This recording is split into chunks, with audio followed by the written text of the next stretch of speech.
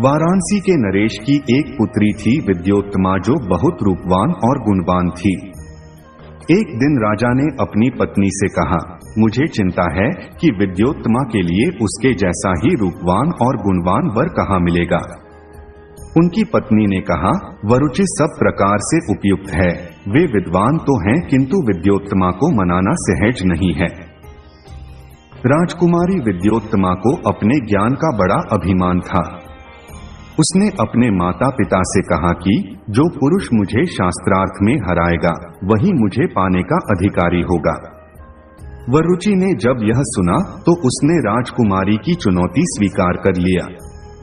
विद्योत्तमा वरुचि की चुनौती सुनकर घबरा गई, क्योंकि उसे वरुचि पसंद नहीं था और वह उससे विवाह नहीं करना चाहती थी। शास्त्रार्थ के दिन विद्योत्तमा ने शर्त रखी कि शास्त्रार्थ मूक भाषा में होगा।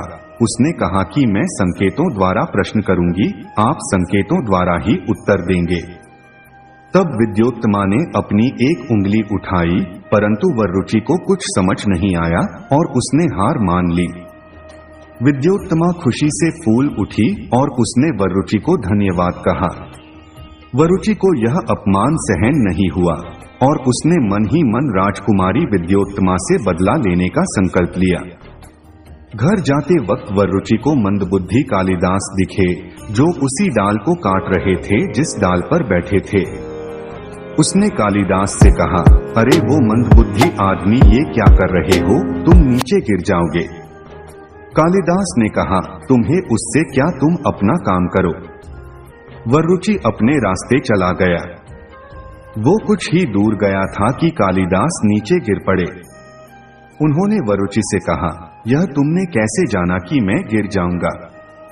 वरुचि ने कहा, इसमें जानने की क्या बात है, जो भी देखा वही बता दिया कि आगे क्या होने वाला है। कालिदास ने कहा, पर मैं तो नहीं समझा, तुम जरूर कोई ज्योतिषी लगते हो, तुमने पहले ही बता दिया कि मैं पेड़ से गिर जाऊंगा। कालिदास ने पैर पकड़ लिए और कहा, मुझ पर दया करो और बताओ कि मेरे भाग्य में क्या लिखा है। वरुचि ने मन में सोचा कि राजकुमारी से बदला लेने के लिए ये मंदबुद्धि सबसे उपयुक्त है। उसने कालिदास से कहा कि तुम्हारे भाग्य में राजकुमारी के साथ विवाह होना लिखा है। वरुचि कालिदास को अपने घर ले गया और उसे विद्वानों जैसे कपड़े पहनाए। वरुचि कालिदास को लेकर राजमहल की ओर चल पड़ा। रास्ते में वरुचि ने कालिदास से कहा, ध्यान रहे राजा को देखते ही उन पर पुष्प वर्षा करना और ओम स्वस्ति कहकर आशीर्वाद देना। दोनों राजा के पास पहुंचते हैं, तब कालिदास राजा पर पुष्प वर्षा करते हैं और ओम स्वस्ति के बजाय युष्ट का उच्चारण करते हैं। राजा को कुछ समझ में नहीं आता कि कालिदास क्या बोले।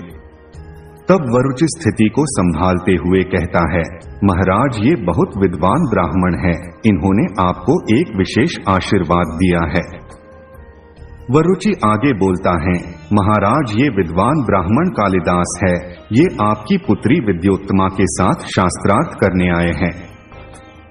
राजा ने कालिदास को विद्वान ब्राह्मण समझकर अपनी पुत्री के साथ शास्त्रार्थ करने की आज्ञा दे दी। वरुचि ने कालिदास से कहा कि कुछ भी हो जाए अपना मुंह मत खोलना, सभी प्रश्नों का उत्तर संकेतों में देना, नहीं तो राजकुमारी के साथ विवाह का अवसर हाथ से निकल जाएगा। मौन शास्त्रार्थ शुरू हुआ और पहले के तरह ही राजकुमारी ने एक अंगुली उठाई, जिसका अर्थ था कि परमात्मा ही सत्य है। परंतु कालिदास ने समझा कि वह उनकी एक आंख फोड़ना चाहती है। इस प्रश्न के जवाब में उन्होंने अपनी 2 उंगली खड़ी कर दी। कालिदास का अर्थ था कि यदि वह उनकी एक आंख फोड़ेगी तो वह उसकी दोनों आंखें फोड़ देंगे। परंतु विद्योत्तमा समझी कि सृष्टि में आत्मा और परमात्मा दोनों सत्य हैं, इसलिए वह संतुष्ट हो गई।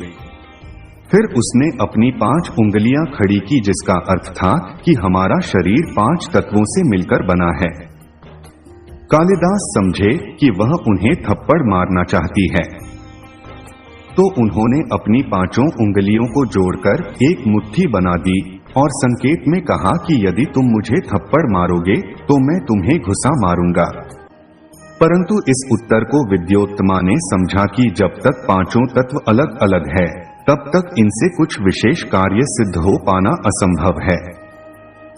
पंचतत्वों के एक रूप होने से ही संसार में इनकी अभिव्यक्ति संभव है। अंततः विद्योत्तमा ने पराजय स्वीकार कर ली और उसने कालिदास से विवाह कर लिया। विद्योत्तमा और कालिदास अपने कक्ष में बैठे थे, तभी बाहर किसी तीव्र स्वर को सुनकर कालिदास से पूछा, किम वत्ति? कालिदास ने उत्तर दिया, उट्रवत्ति। विद्योत्तमा ने उष्ट्र के स्थान पर उट्र का उच्चारण सुनकर कालिदास से पूछा, क्या तुम्हें संस्कृत नहीं आती?